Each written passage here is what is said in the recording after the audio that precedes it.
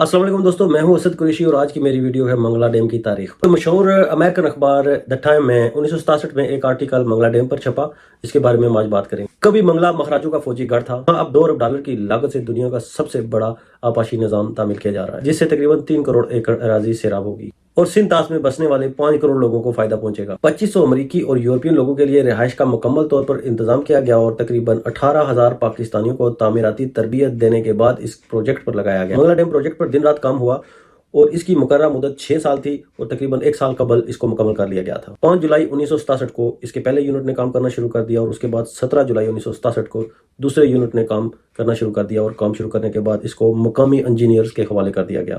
بالآخر 23 نومبر 1967 ایک ایسا پاکستان کے لیے خوشگوار اور روشن دن تھا جس دن منگلا ڈیم کا افتتاح کر دیا گیا۔ افتتاحی تقریب میں پاکستان کے صدر جنرل ایوب خان اور امریکن سفیر اور ان کی اہلیہ، ایٹکنسن کمپنی کے سربراہ اور ان کی اہلیہ اور دیگر کمپنیوں کے سربراہ بھی موجود تھے۔ ڈیم کی تعمیر کے لیے مالی مدد کرنے والے سب ممالک کے سربراہ اور سفیر بھی موجود تھے۔ اس موقع پر منگلا قلعے کو بڑے شاندار طریقے سے سجایا گیا۔ انڈیا سمیت دنیا کے دیگر ممالک جنہوں نے اس ڈیم کے بننے میں مالی مدد کی تھی، ان کے جھنڈے بھی لہرائے گئے۔ بجلی کی پیداوار کے لیے منگلا ڈیم پر 4 ہائیڈرولک پمپ لگائے گئے تھے، جن کی تعداد بعد میں بڑھا کر 10 کر دی گئی۔ منگلا ڈیم کی تعمیر کے 30 سال بعد منگلا ڈیم میں سیلٹ جمع ہو جانے کی وجہ سے اس کی پانی ذخیرہ کرنے کی گنجائش کم ہو کر رہ گئی، جس کی وجہ سے بعد میں اس کی صفائی کی گئی اور اس کی ذخیرہ کرنے کی گنجائش کو بڑھانے کا نیا منصوبہ بنایا گیا۔ ابتدائی منصوبے کے مطابق منگلا ڈیم کے اپریزنگ کا خرچہ 65 ارب روپے تھا، جس میں 30 ارب منگلا ڈیم توسیع منصوبے کی وجہ سے بے گھر ہونے والی افراد کو معاوضے کے طور پر رکھی گئی رقم تھی۔ یہ منصوبہ 2004 میں پایا تکمیل پر پہنچنا تھا۔ بدقسمتی سے ملک کے حالات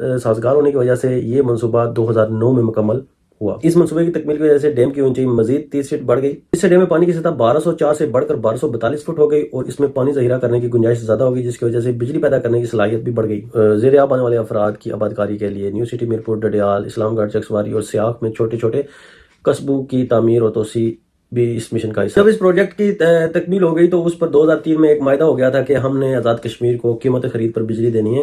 تو اس کے علاوہ پاکستان، کیونکہ ایک آزاد کشمیر کا جو ڈیم ہے یہ دنیا کا 7واں بڑا ڈیم ہے، تو اس کے لیے جناب یہ تقریباً جو ہے نا یہ ایک ایسا ہارٹ ہے پاکستان کا، ایک ایسا ہارٹ ہے، اگر یہ نکال دو تو پاکستان نہیں بچتا۔ تو کیونکہ اس منگلا ڈیم کی وجہ سے پاکستان موجود ہے، اس کی وجہ یہ ہے کہ سب سے زیادہ جو پاکستان کو فائدہ ہو رہا ہے اس منگلا ڈیم کی وجہ سے ہو رہا ہے، اور یہ آزاد کشمیر کی زمین ہے، آزاد کشمیر کا حصہ ہے۔ تو اس پر جب 2003 میں یہ معاہدہ طے پایا، انہوں نے کہا ایک تو ہم آپ کو قیمت خرید پر آپ کو بجلی دیں گے، کیونکہ ضلع میرپور نے بہت بڑی قربانیاں دی ہیں، تو اس پر باقاعدہ ایک معاہدہ طے ہوا تھا، وہ سب کچھ تھا۔ اور اس کے علاوہ انہوں نے جو آزاد کشمیر گورنمنٹ کو مراد کے لیے کہا گیا تو وہ کچھ آپ سوچ بھی نہیں سکتے کہ پاکستان نے بہت کچھ سوچا ہوا تھا، لیکن اس کے مقابلے میں ہمارے جو سربراہ تھے، ہمارے جو لیڈر تھے اس وقت کے موجودہ گورنمنٹ کے، انہوں نے وہ مراد جو تھی، انہوں نے ان سے ڈبل کیبل پک اپ اور یہ چیزیں مانگی، انہوں نے زیادہ کچھ نہیں مانگا۔ انہوں نے کہا کہ ہمیں یہ ضروریات ہیں ہماری، یہ ہمیں مہیا کر دیں۔